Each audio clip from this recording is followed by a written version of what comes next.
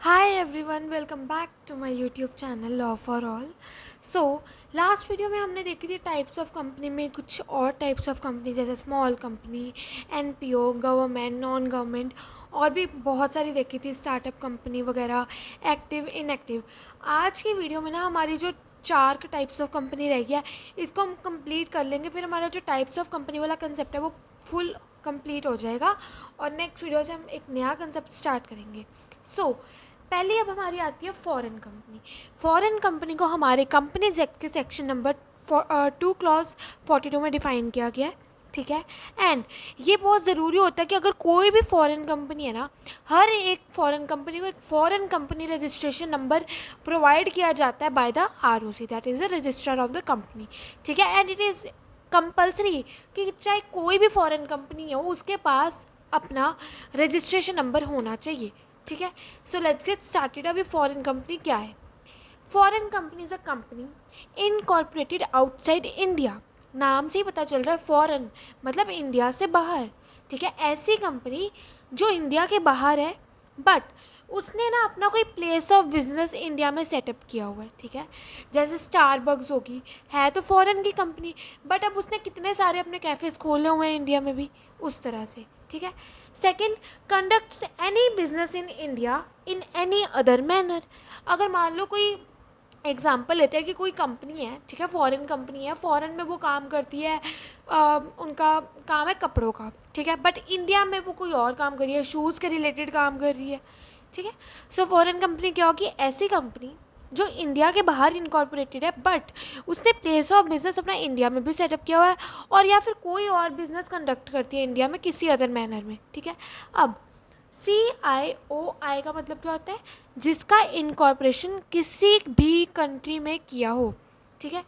कोई ऐसी कंपनी जिसका इनकॉर्पोरेशन किसी भी कंट्री में किया हो। जैसे अब दो तरह से देख लेते हैं, पहले फॉरेन कंपनी मतलब इंडिया से बाहर होगी foreign company, plus other than these, ठीक है। फॉरेन कंपनी को हमने देख लिया कि सेक्शन 2 क्लॉज 42 में हमें डिफाइंड है। CIOI में क्या है? अदर देन CIOI में क्या है कि जिसका इंडिया में भी कोई प्लेस ऑफ बिजनेस नहीं है, मतलब ऐसी कंपनी जिसका इंडिया से कोई लेना देना ही नहीं है, ना इसका इंडिया में कोई बिजनेस है ना कुछ, वो अदर में आ जाती है, ठीक है। अदर के अलावा आती है हमारी फॉरेन कंपनी जिसका हमने देख लिया कि वो इंडिया में भी कोई बिजनेस कर रही है या किसी अदर मैनर में कर रही है, उसको हम कहते हैं फॉरेन कंपनी, ठीक है। फॉरेन कंपनी क्या होगी? वो जो CIO भी है, ठीक है, मतलब इनका इनकॉर्पोरेशन बाहर है इंडिया के, प्लस उनका प्लेस ऑफ बिजनेस इंडिया में भी है, ठीक है। अब हमारी जो फॉरेन कंपनी है अगर वो कोई इंडिया में है सेटअप, ठीक है, कोई ऐसी कंपनी जिसका प्लेस ऑफ बिजनेस इंडिया में भी है, तो उनको किन किन चीज़ों के साथ कंप्लाई करना पड़ेगा? अब इंडिया में है सेटअप तो इंडिया का तो उनको कंपनीज एक्ट फॉलो करना ही पड़ेगा, तो क्या क्या चीज़ों को उनको फॉलो करना पड़ेगा, किन किन चीज़ों के साथ उनको कंप्लाई करना पड़ेगा? पहला आता है section 380 to 386 and section 392 and section 393। इसमें क्या कहा गया ये भी मैं आपको बताऊंगी, प्लस उसके साथ उनको जितना भी हमारा कंपनीज एक्ट 2013 के अंदर जो जो भी चीज़ें लिखी है सारी चीज़ों को फॉलो करना पड़ेगा। जैसे कि if at least 50% of the paid up share capital is held by the Indian citizen और इंडियन एंटिटी और द इंडिविजुअल टुगेदर। मतलब कि मान लो कि किसी कंपनी का, ठीक है, जो पेड अप शेयर कैपिटल है, कोई फॉरेन कंपनी जिसका पेड अप शेयर कैपिटल 50% से ज़्यादा किसी इंडियन सिटीज़न के हाथ में, इंडियन एंटिटी के हाथ में, जैसे हमने गवर्नमेंट कंपनी में पढ़ा था कि अगर कोई कंपनी जिसकी 50% से ज़्यादा paid up share capital government ने लगाई है या गवर्नमेंट के पास है तो उसको हम गवर्नमेंट कंपनी कहते हैं। उसी तरह से इस फॉरेन कंपनी को हम एक तरह से इंडियन एंटिटी मान के चलेंगे, ठीक है। अब हमने देखा section 380 to 386 and section 392 to 393। इसमें क्या कहा गया? इसमें बेसिकली नाम वगैरह के बारे में बताया है, ठीक है, पनिशमेंट्स के बारे में बताया है। हम देखते हैं क्या कहा है। सेक्शन 380 में कहता है कि 30 डेज़ के अंदर 30 डेज़ के अंदर अंदर जो हमारी फॉरेन कंपनी है ना वो अपना प्लेस ऑफ बिजनेस इंडिया में सेटअप कर ले अगर उनका मन है तो, ठीक है। अगर कोई ऐसी फॉरेन कंपनी है जो चाहती है कि उसने अपना इंडिया में प्लेस ऑफ बिजनेस सेटअप करना है तो उसको 30 डेज़ दिए गए हैं, 30 दिन के अंदर अंदर वो कर ले, ठीक है। 381 क्या कहता है? Accounts of the foreign company. अगर कोई फॉरेन कंपनी जो इंडिया में है तो उसको इंडिया के अकाउंटिंग सिस्टम के अकॉर्डिंग अपने अकाउंट्स प्रिपेयर करने पड़ेंगे, जैसे कि trial balance, P&L, balance sheet, ठीक है ना, ये हमने पढ़ा हुआ है, profit and loss account, trial balance and balance sheet, ठीक है, जो भी हमारे इंडिया का अकाउंटिंग सिस्टम है उसके अकॉर्डिंग उसको अपने अकाउंट्स प्रिपेयर करने होंगे। Then is display of the name, कि जो फॉरेन कंपनी का नेम का डिस्प्ले है उसके अकॉर्डिंग उनको देखना पड़ेगा कि क्या उन्होंने नेम डिस्प्ले करना है। ठीक है, 383 क्या कहता है, एनी नोटिस या document required to be serve on a foreign company, अगर कोई भी नोटिस है, कोई डॉक्यूमेंट है या कोई प्रोसेस है तो वो फॉरेन कंपनी को फॉलो करना पड़ेगा। अगर हमारे कंपनीज एक्ट में किसी चीज़ को फॉलो करने के बारे में लिखा है तो उनको फॉलो करनी पड़ेगी। अगर किसी चीज़ के ऊपर रिस्ट्रिक्शन है तो उनको वो चीज़ को ऊपर रिस्ट्रिक्शन को फॉलो करना ही पड़ेगा। ठीक है, देन 384 में क्या कहा है, डिबेंचर्स, एनुअल रिटर्न या जो बुक्स ऑफ हमारे जो अकाउंट्स प्रिपेयर होते हैं और उनकी इंस्पेक्शन के ऊपर पूरा चेक रखना। ठीक है, जो भी हमारे अकाउंट्स हैं उनको प्रॉपरली मेंटेन करना, डिबेंचर्स वगैरह का सब चीज़ का इंस्पेक्शन करते रहना टाइम टू टाइम।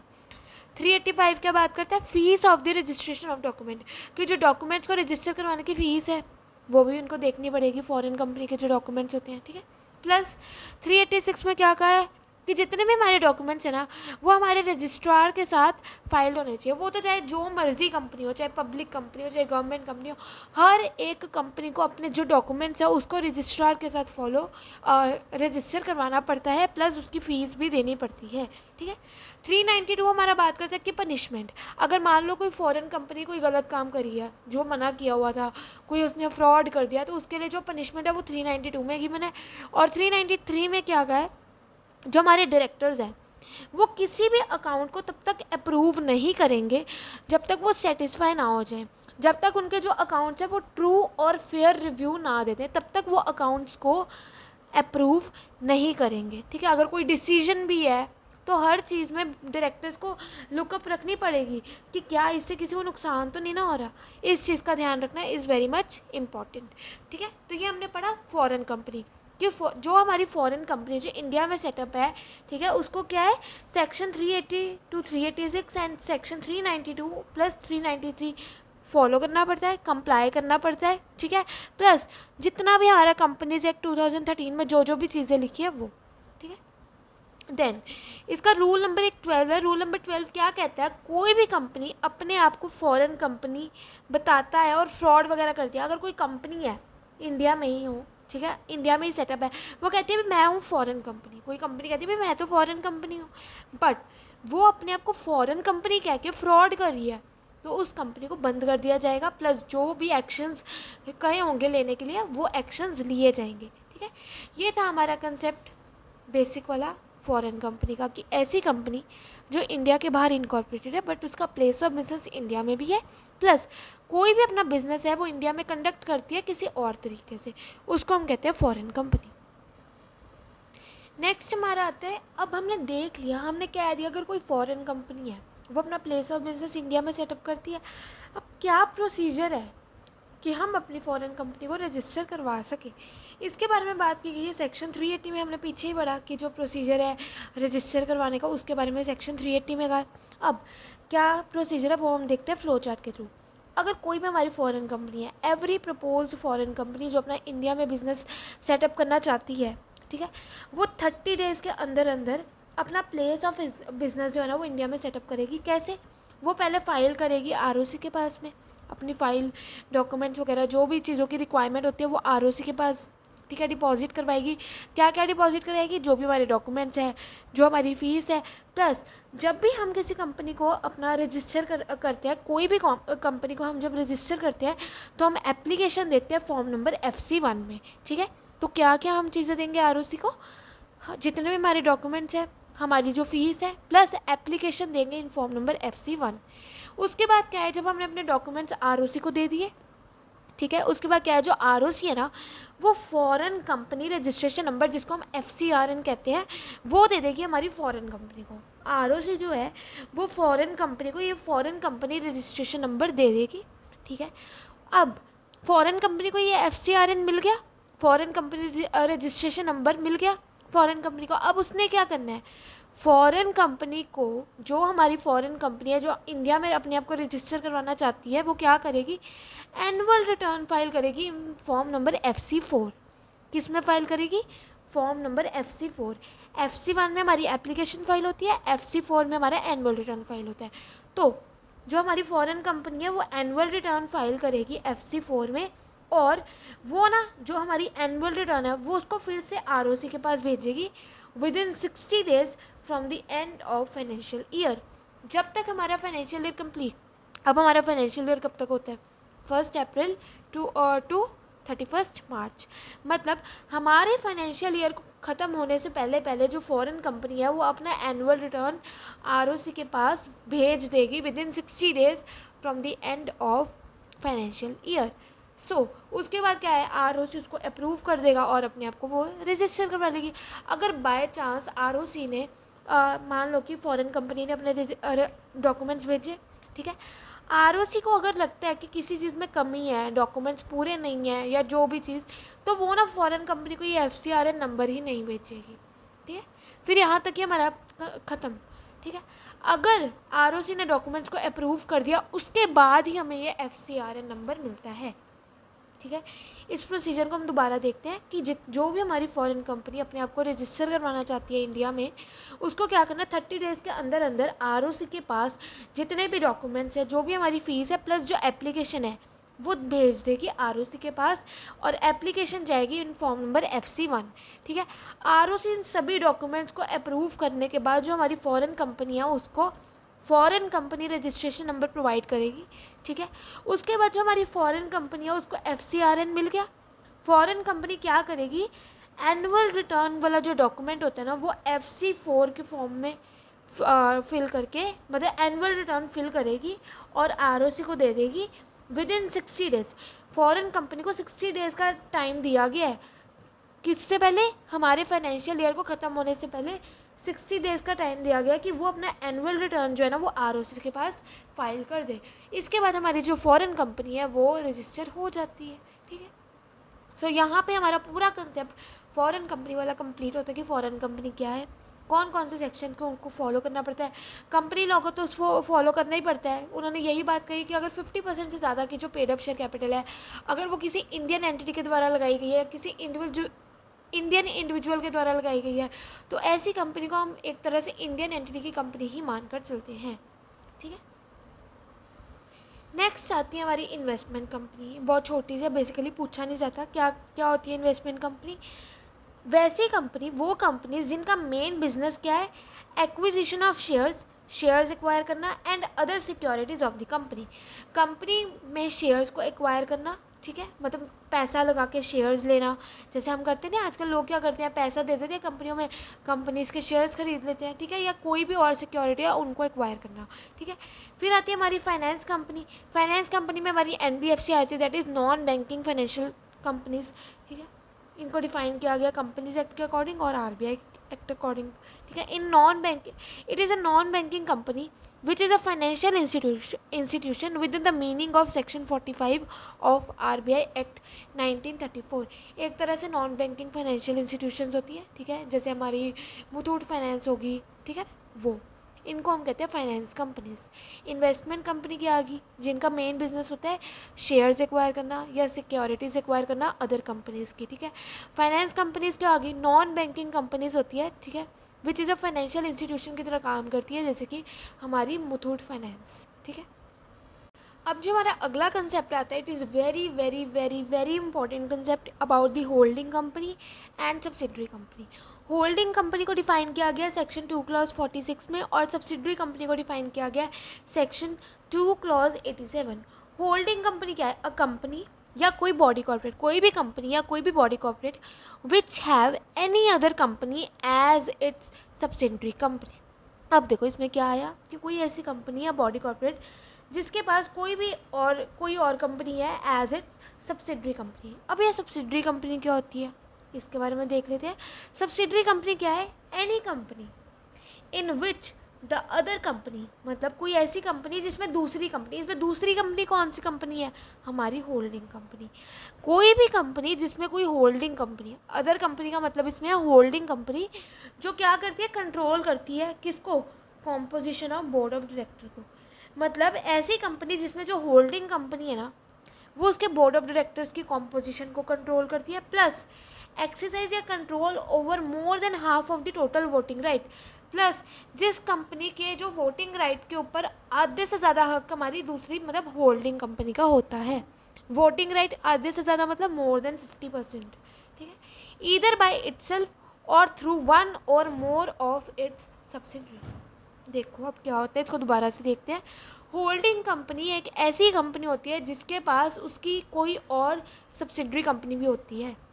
होल्डिंग नाम से ही पता चल रहा है कि मैं उस कंपनी के ऊपर होल्ड कर रहा हूँ, ठीक है। तो होल्डिंग कंपनी सब्सिडरी कंपनी के ऊपर होल्ड कर रही है, ठीक है, उसकी वर्किंग के ऊपर कंट्रोल कर रही है, उसके वोटिंग राइट्स के ऊपर उसका कंट्रोल है, ठीक है। तो मतलब सब्सिडरी कंपनी कौन सी कंपनी होगी, जिसके ऊपर होल्डिंग कंपनी का कंट्रोल है, उसके बोर्ड ऑफ डायरेक्टर की जो कॉम्पोजिशन है उसके ऊपर कंट्रोल है होल्डिंग कंपनी का, ठीक है। प्लस जो हमारी कंपनी के अंदर वोटिंग राइट होते हैं 50% से ज़्यादा वोटिंग राइट के ऊपर किसका कंट्रोल है, होल्डिंग कंपनी का, ठीक है। इसको कहते हैं होल्डिंग कंपनी और सब्सिडरी कंपनी। होल्डिंग कंपनी को डिफाइन किया गया है सेक्शन 2 क्लॉज 46 में। क्या कहा गया, एन अ कंपनी और एनी बॉडी कॉर्पोरेट, ठीक है, which have any other company as its subsidiary company. और सब्सिडरी कंपनी को क्या कहा गया, any company in which the other company का मतलब हो गया होल्डिंग कंपनी, क्या करती है, कंट्रोल करती है किसको, बोर्ड ऑफ डायरेक्टर्स की कॉम्पोजिशन को, कि कितने डायरेक्टर्स होंगे, कौन होगा डायरेक्टर, क्या होगा, हर चीज़ के ऊपर कंट्रोल किसका है, होल्डिंग कंपनी का, ठीक है। एंड एक्सरसाइज या control over more than half of the voting right. आधे से ज़्यादा जो वोटिंग राइट के ऊपर भी कंट्रोल किसका होता है, होल्डिंग कंपनी का। अब एग्जाम्पल लेते हैं, क्या कि कोई ए लिमिटेड कंपनी है, ठीक है, ए लिमिटेड कंपनी और बी लिमिटेड। ए लिमिटेड कंपनी ना बी लिमिटेड के वर्किंग के ऊपर होल्ड करके रखी हुई है। मतलब ए लिमिटेड जो हमारी कंपनी है वो होल्डिंग कंपनी है, और जो बी लिमिटेड है वो हमारी सब्सिडरी कंपनी है। कैसे, क्योंकि A limited company B limited company के ऊपर होल्ड करके बैठी है, उसके बोर्ड ऑफ डायरेक्टर्स के ऊपर ए का हक है, ठीक है, उसकी वोटिंग राइट्स के ऊपर ए के पास ज़्यादा राइट है, मतलब बी का इतना कंट्रोल नहीं है, ठीक है। प्लस इसके बाद क्या कहा कि जो बी कंपनी है ना वो सी कंपनी के 20% वोटिंग राइट को लेके बैठी है। मतलब अब ए को भूल जाओ, अब ना ये दो कंपनीज है, जो बी लिमिटेड कंपनी है वो तो पहले ही सब्सिडरी है, सब्सिडरी कंपनी है ना वो ए की। अब इन्होंने क्या कहा, बी के पास ना, जो बी लिमिटेड कंपनी है उसके पास ना सी लिमिटेड कंपनी के 20% वोटिंग राइट्स है, ठीक है। तो ऑटोमेटिकली जो हमारी सी लिमिटेड कंपनी है ना उसके जो वोटिंग राइट्स है वो ए लिमिटेड के पास भी आ जाएंगे। क्यों, क्योंकि बी के ऊपर होल्ड किसका है, ए का। बी का अपना कोई राइट नहीं है। जब बी एक बार सब्सिडरी बन गई तो जो बी के पास पहले से चाहे जितनी मर्जी कंपनीज के राइट्स क्यों ना हो, चाहे जितनी मर्जी कंपनी के वोटिंग राइट्स क्यों ना हो, उसके ऊपर ऑटोमेटिकली किसका कंट्रोल आ जाएगा, ए लिमिटेड का। दोबारा से देखो, हमने देखा दो कंपनीज है ए और बी, ठीक है। ए हमारी होल्डिंग कंपनी है, बी हमारी सब्सिडरी कंपनी है। तो जो ए है ना, अगर वो होल्डिंग कंपनी है तो उसके पास ऑटोमेटिकली बी लिमिटेड कंपनी के बोर्ड ऑफ डायरेक्टर्स की कॉम्पोजिशन का भी कंट्रोल आ गया, प्लस 50% से ज़्यादा का वोटिंग राइट भी ए के पास आ गया, ठीक है। अब इसके बाद क्या कहा उन्होंने कि जो बी लिमिटेड कंपनी है ना उसके पास किसी सी लिमिटेड कंपनी के 20% वोटिंग राइट्स थे, ठीक है। कोई सी लिमिटेड कंपनी थी, उसके 20% वोटिंग राइट बी लिमिटेड के पास थे। तो जो राइट्स बी के पास है ना इस कंपनी के, वो ऑटोमेटिकली ए के पास भी आ गए, ठीक है। इसको हम कहते हैं concept of holding and subsidiary company, ठीक है। अब ये दोबारा से इन्होंने एक और एग्जांपल दी हुई है, ए लिमिटेड कंपनी बी की थी, ठीक है।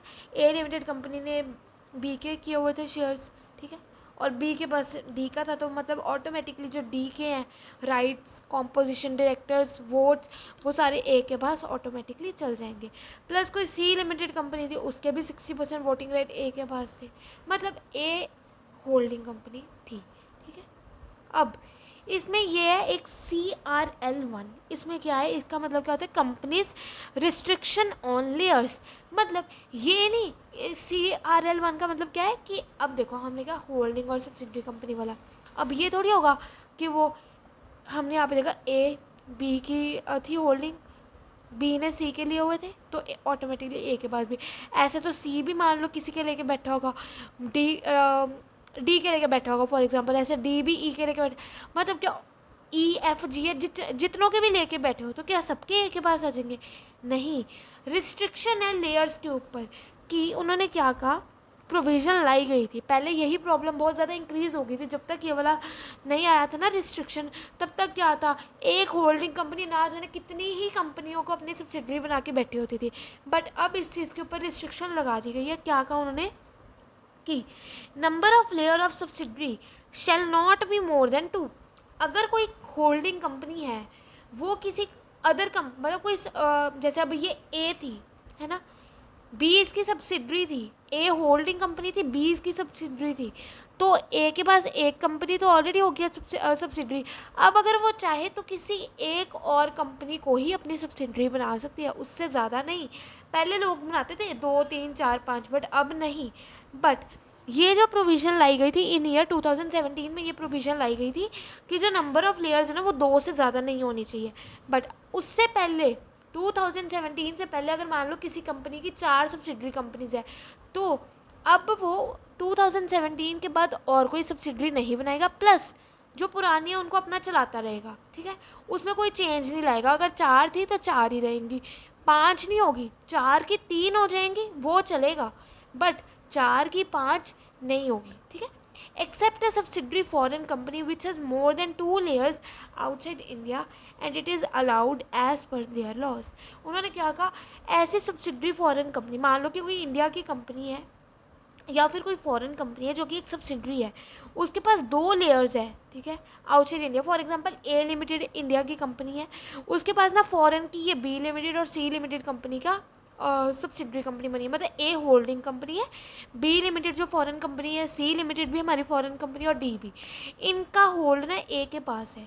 तो उन्होंने क्या कहा कि अगर फॉरेन कंपनी की अगर 2 से ज़्यादा लेयर्स है तो इट इज़ अलाउड, उनके फॉरेन के लॉ के according it is allowed. But India में उन्होंने क्या कह दिया कि लेयर्स जो है वो 2 से ज़्यादा नहीं होनी चाहिए। ठीक है, अगर 2017 से पहले हमारी लेयर्स 4 या 5 थी, तो अब वो 4-5 से ज़्यादा नहीं होंगी, कम हो जाएंगी।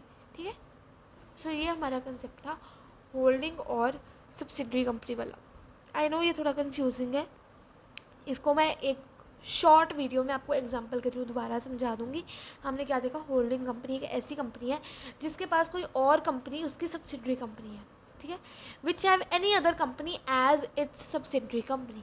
अब सब्सिडरी कंपनी क्या है, ऐसी कंपनी जो किसी और कंपनी की, और कंपनी का मतलब जिसके पास मतलब ऐसी कंपनी जिस पे होल्डिंग कंपनी का कंट्रोल है। ठीक है, जैसे उसकी बोर्ड ऑफ डायरेक्टर की कॉम्पोजिशन के ऊपर होल्डिंग कंपनी का कंट्रोल है, प्लस उसके वोटिंग राइट्स के ऊपर होल्डिंग कंपनी का कंट्रोल है। जैसे ए लिमिटेड हमारी होल्डिंग थी, बी सब्सिडरी थी, तो ए के पास बी कंपनी की वोटिंग राइट्स का भी कंट्रोल था, प्लस उसके बोर्ड ऑफ डायरेक्टर का भी कंट्रोल था। फिर हमने कहा कि जो बी लिमिटेड जो सब्सिडरी बन चुकी है, उसके पास ना किसी सी लिमिटेड कंपनी के 20% वोटिंग राइट थे। ठीक है, तो ऑटोमेटिकली जो सी लिमिटेड के वोटिंग राइट थे ना वो ए के पास चल जाएंगे। क्यों? क्योंकि बी लिमिटेड की होल्डिंग तो उसके पास ही है ना। बी लिमिटेड का जो ज़्यादा से ज़्यादा होल्ड है, ज़्यादा से ज़्यादा जो कंट्रोल है वो किसके पास है, ए के पास है, इसलिए। ठीक है, ये हमारा कंसेप्ट था होल्डिंग और सब्सिडरी कंपनी का। अब बाकी इसी में एक आ गया होल्डिंग और सब्सिडरी में, जो मैंने आपको पहले बताया कि जब हमारा 2017 में प्रोविज़न आया, बट प्रोविज़न आने के पहले उन्होंने क्या कहा कि बिफोर अमेंडमेंट अगर किसी कंपनी के पास 2 से ज़्यादा भी लेयर्स हैं, then such company shall intimate the ROC about the number of layers. अगर मान लो कि कोई ए कंपनी जो होल्डिंग कंपनी है उसके पास 4-5 कंपनी है जो उसकी सब्सिडरी है, ठीक है, तो वो क्या करेंगी, ROC को अपनी कंपनी के जो ROC उसको बता देगी किस चीज़ के बारे में, about the number of layers and ensure, और इस चीज़ को भी रिटर्न में देगी कि और कोई अब 2017 के बाद वो कोई और लेयर्स को नहीं बनाएंगे। ठीक है, और उन्होंने फिर वही बात की कि अगर आगे जाके हमारी कोई लेयर रिड्यूस होती है, मान लो कि ए कंपनी की 4 सब्सिडरी कंपनी थी, एक कंपनी गई, ठीक है, 3 रह गई, तो अब 3 से ज़्यादा वो नहीं इंक्रीज़ कर सकता। अब वो दोबारा कहे कि भाई मैं 4 थी पहले, मैं 4 दोबारा कर लेता हूँ, नहीं, अब वो 3 ही रहेंगी। फिर अगर 3 से 2 पे आ गई तो फिर तो मैक्सिमम तो उन्होंने लेयर्स ही 2 कह दिया, तो 2 से ज़्यादा तो वैसे ही नहीं हो सकती। ठीक है, अब मेंबरशिप ऑफ होल्डिंग कंपनी, अगर होल्डिंग कंपनी की मेंबरशिप चाहिए तो कैसे, इसको डिफाइन किया गया सेक्शन नंबर 19 में। Any company can acquire the shares of any other company. इन्होंने क्या कहा कि कोई भी कंपनी है वो किसी भी कंपनी के शेयर्स एक्वायर कर सकती है, but Once a company becomes subsidiary of any holding company, then it cannot acquire further shares in holding company and cannot become its member. अब उन्होंने क्या कहा कि अगर कोई कंपनी सब्सिडरी है किसी होल्डिंग कंपनी की, जैसे बी जो थी वो ए की सब्सिडरी थी, ए हमारी होल्डिंग थी, बी सब्सिडरी थी, तो जो हमारी बी है जो सब्सिडरी है वो अब आगे जाके किस मतलब उस कंपनी के तो शेयर्स ले ही नहीं सकती, जो होल्डिंग कंपनी है उसके तो शेयर्स एक्वायर कर ही नहीं सकती, और उस कंपनी का मेंबर भी नहीं बन सकती जो होल्डिंग है, ठीक है। प्लस अगर वो चाहे, जो हमारी बी कंपनी अगर वो चाहे कि भाई मैं किसी XYZ कंपनी के लेना चाहता हूँ, तो उसमें भी पहले वो ए से परमिशन लेंगी, ए लिमिटेड से। क्यों? क्योंकि जो ए लिमिटेड कंपनी है वो हमारी होल्डिंग कंपनी है, कंट्रोल ही सारा उसके पास है, इसलिए। तो क्या कहा कि अगर वो एक कंपनी कोई सब्सिडरी बन चुकी है तो उसके पास राइट नहीं रहा कि वो किसी कंपनी के शेयर्स एक्वायर कर सके, प्लस उस होल्डिंग कंपनी के वो मेंबर्स भी नहीं बन सकते, ठीक है। However, for the shares which were acquired by the subsidiary company before becoming subsidiary, it will continue to be called as a member of those shares but without voting right. हमने example देखी ए limited B limited वाली। ए limited हमारी holding company है, B subsidiary, but पता उन्होंने क्या कहा कि जो हमारी सब्सिडरी कंपनी है जब तक वो सब्सिडरी नहीं ना थी, मतलब बी लिमिटेड जब सब्सिडरी कंपनी नहीं थी तो उसके पास ए लिमिटेड कंपनी के शेयर्स थे, ठीक है। मान लो कि 20% शेयर्स थे, मेंबर्स के पास 20% शेयर थे, तो वो उन 20% शेयर्स के तो रहेंगे, मतलब वो शेयर्स 20% शेयर्स के जो मेंबर्स है ना वो उस कंपनी के मेंबर्स रहेंगे, बट अब उनके पास वो वोटिंग राइट नहीं रहेगा। मतलब वही कि जब वो सब्सिडरी नहीं बनी थी, जितने शेयर्स उस कंपनी के खरीदे हुए थे होल्डिंग कंपनी के, वो तो उनके पास ही रहेंगे, ठीक है, बट उनके पास अब वोटिंग राइट नहीं रहेगा, ठीक है। मतलब 20% शेयर्स के वो मेंबर रहेंगे but without any voting right. But subsidiary company can exercise voting right for those shares held in the holding company on behalf of any other person in the fiduciary capacity. मतलब उन्होंने क्या कहा कि जो subsidiary company है ना वो voting right exercise कर सकते हैं for the shares held in holding company. अगर होल्डिंग कंपनी में कोई शेयर्स लगाए गए हैं on behalf of any other person, तो उसके ऊपर उनका राइट है, ठीक है, उसके ऊपर वो वोट भी कर सकते हैं। बट अगर उन्होंने पहले से होल्डिंग कंपनी को कोई शेयर्स खुद के लिए परचेज़ किए हों, खुद उन्होंने कोई सिक्योरिटीज़ परचेज़ की हो, उसके ऊपर उनका वोटिंग राइट नहीं रहता। दोबारा से कि कोई भी कंपनी के हम शेयर्स एक्वायर कर सकते हैं, बट अगर हमारी कंपनी एक बार सब्सिडरी कंपनी बन गई होल्डिंग कंपनी की, तो उसके बाद वो फर्दर शेयर्स नहीं एक्वायर कर सकते, ठीक है, और ना ही वो उस होल्डिंग कंपनी के मेंबर रहते हैं जिसके शेयर्स उन्होंने पहले से खरीदे हुए थे। फिर उन्होंने क्या कहा कि for the shares which were required by the, मतलब उन्होंने क्या कहा कि अगर हमारे जो शेयर्स है सब्सिडरी कंपनी के द्वारा ने पहले से ही लिए हुए थे होल्डिंग कंपनी के, मान लो 25% शेयर्स उन्होंने लिए हुए थे होल्डिंग कंपनी के, तो 25% के जो शेयर्स के मालिक है वो रहेंगे बट उनके पास वोटिंग राइट नहीं रहेगा। उन 25% शेयर्स का वोटिंग राइट उनके पास नहीं रहेगा क्योंकि वो सब्सिडरी बन चुकी है।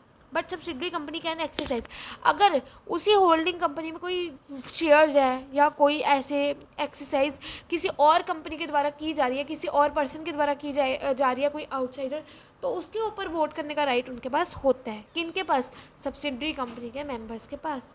होल्डिंग और सब्सिडरी का कंसेप्ट याद रखना कि होल्डिंग क्या है, सब्सिडरी क्या है। होल्डिंग नाम से पता चल रहा है ऐसी कंपनी जो सब्सिडरी कंपनी के वोटिंग राइट्स पे, उनके काम पे, हर चीज़ के ऊपर कंट्रोल लेके बैठा हुआ है, उसको हम कहते हैं होल्डिंग कंपनी, ठीक है। अब हमारी आती है डोरमेंट कंपनी, जिसको हम इनएक्टिव कंपनी भी कहते हैं। इसको डिफाइन किया गया है section 455 of companies act 2013। Dormant company है इनएक्टिव कंपनी। इनएक्टिव कंपनी के बारे में तो हमने पढ़ा ही था कि ऐसी कंपनी जो करंटली कोई काम वगैरह नहीं कर रही, एक तरह से भी वो बंद है, ठीक है, कोई उसमें फाइनेंशियल ट्रांजैक्शंस नहीं हो रहे, कुछ नहीं हो रहा, ठीक है। डोरमेंट कंपनी क्या है? ऐसी कंपनी दैट इज़ फॉर्म्ड, जिसको बनाया गया है या रजिस्टर किया गया, क्यों? कोई फ्यूचर प्रोजेक्ट के लिए, ठीक है, मतलब अभी उसने कोई काम नहीं करना, फ्यूचर में जाके उसने कोई काम करना है। किसी फ्यूचर प्रोजेक्ट के लिए जब हम किसी कंपनी को बनाते हैं या रजिस्टर करते हैं तो उसको हम कहते हैं डोरमेंट कंपनी, ठीक है। या फिर टू होल्ड एनी एसेट और property and have no financial transaction. ऐसी कंपनी जिसको बनाया गया क्यों? किसी एसेट को होल्ड करने के लिए या किसी प्रॉपर्टी को, ठीक है।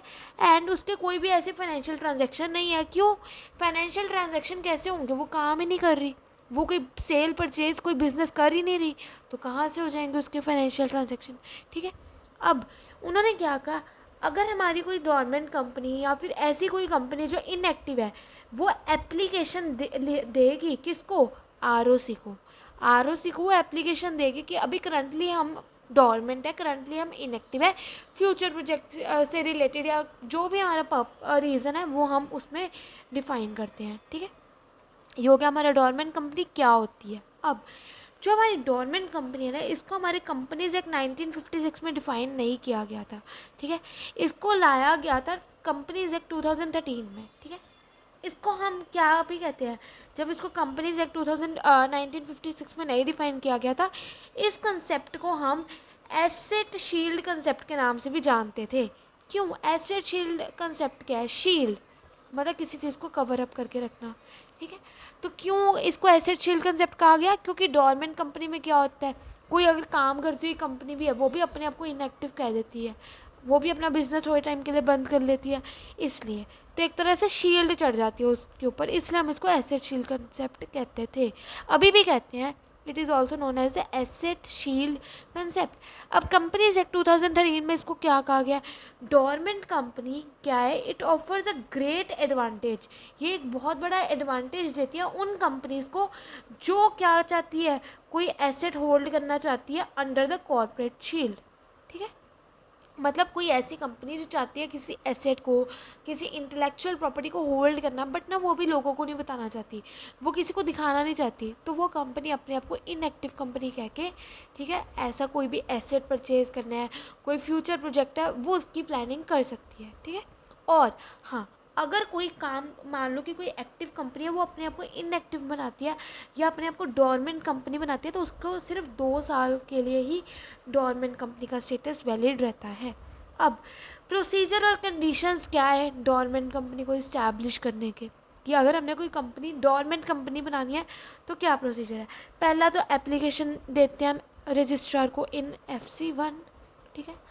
जब भी हम कोई एप्लीकेशन देते हैं वो FC1 में होती है। फिर उसके बाद क्या? On consideration the application shall show the status of dormant company and issue a certificate.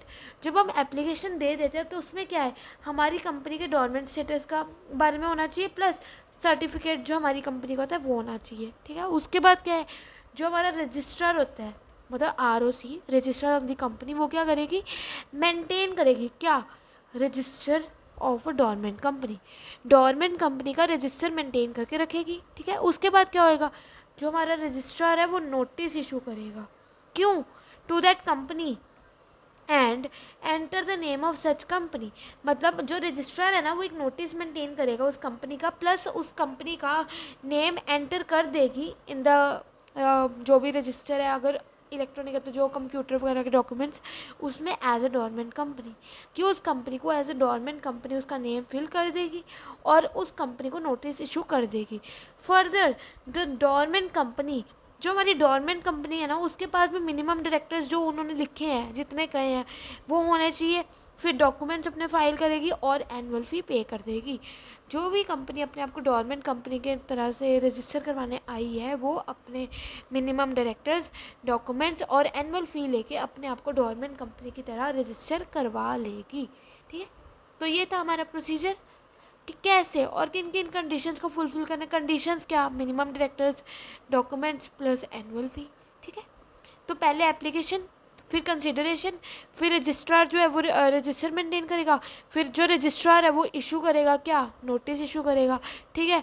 फिर जो हमारे डोरमेंट कंपनी के जो हमारे क्या क्या चीज़ों को हमें फुलफ़िल करना है, किन किन कंडीशंस को फुलफ़िल करना है, कि हमारे मिनिमम डायरेक्टर्स, हमारे जो डॉक्यूमेंट्स है, प्लस जो एनुअल फ़ी है, जो उन्होंने कहा है रजिस्ट्रार ने, वो चीज़ें पूरी हैं ना, उस चीज़ को हमको, कंडीशंस को फॉलो करना है। ये था हमारा डोरमेंट कंपनी का प्रोसीजर, या जौन सी कंडीशंस जिनको हमने फॉलो करना होता है। अब हमने देखा इनएक्टिव कंपनी या डोरमेंट कंपनी ऐसी कंपनी होती है जिसमें कोई भी ना सिग्निफिकेंट अकाउंटिंग ट्रांजैक्शन नहीं होते, कोई फाइनेंशियल ट्रांजैक्शन नहीं होते। तो अब ये सिग्निफिकेंट अकाउंटिंग ट्रांजैक्शंस क्या है?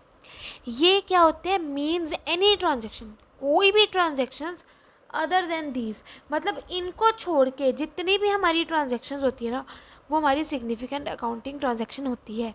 कौन कौन सी नहीं होती, मतलब payment of fee by a company to registrar, अगर हम अपनी फ़ीस जो है, जो कंपनी अपनी फ़ी पे करी है रजिस्ट्रार को, तो वो सिग्निफिकेंट अकाउंटिंग ट्रांजैक्शन नहीं होती। ठीक है, अगर कंपनी पेमेंट कर रही है to fulfil the requirement of this act और एनी अदर लॉ, अगर कंपनी कोई पेमेंट कर रही है किस चीज़ के लिए, कोई एक्ट की रिक्वायरमेंट फुलफिल करने के लिए, लॉ में जो जो चीज़ें लिखी है उन सब चीज़ों को फुलफिल करने के लिए अगर पेमेंट कर रही है, तो उसको हम सिग्निफिकेंट अकाउंटिंग ट्रांजैक्शन नहीं मानते। फिर उसके बाद allotment of shares to fulfil the requirement of the act, अगर वो शेयर्स अलॉट करिए उसको भी हम सिग्निफिकेंट अकाउंटिंग ट्रांजैक्शन नहीं मानते। Then payment for the maintenance of office और रिकॉर्ड्स, अगर अपना ऑफिस मेंटेन करने के लिए और जो कंपनी के रिकॉर्ड्स है उनको मेंटेन करने के लिए पेमेंट है, तो उसको भी हम सिग्निफिकेंट अकाउंटिंग ट्रांजैक्शन नहीं मानते। ठीक है, अब नेक्स्ट हमारा लास्ट टॉपिक है इसका, that is process for obtaining the status of dormant company. अब मैं अपने आप को डोरमेंट कंपनी बनाना चाहती हूँ, कैसे बनाऊँ, मतलब मैं पहले से मैं एक्टिव कंपनी हूँ, ठीक है, ए लिमिटेड में एक्टिव कंपनी हूँ, अब मैंने अपने आप को इनएक्टिव करना चाहती हूँ, मैं अपने आप को डोरमेंट कंपनी बनाना चाहती हूँ, तो क्या करूँ मैं, कैसे करूँ उसका प्रोसेस। पहला स्टेप क्या है, कॉल अ बोर्ड मीटिंग, बोर्ड मीटिंग बैठाओ अपनी कंपनी की, बोर्ड मीटिंग में भी कौन सी, EGM, extra ordinary general meeting. ठीक है, बुलाओ जितने भी हमारे मेंबर्स हैं, जो भी हमारे बोर्ड ऑफ डायरेक्टर्स हैं, सबको बुलाओ, मीटिंग करो। ठीक है, then authorisation to director to make an application for the dormant with the ROC। Then हम क्या करेंगे, जो हमारे डायरेक्टर है उसको कहेंगे कि तुम एप्लीकेशन लिखो फॉर अ डोरमेंट, ठीक है, मतलब डोरमेंट कंपनी के लिए एप्लीकेशन लिखो विद द ROC। किसके साथ बैठ के एप्लीकेशन लिखेंगे, रजिस्ट्रार ऑफ द कंपनी के साथ।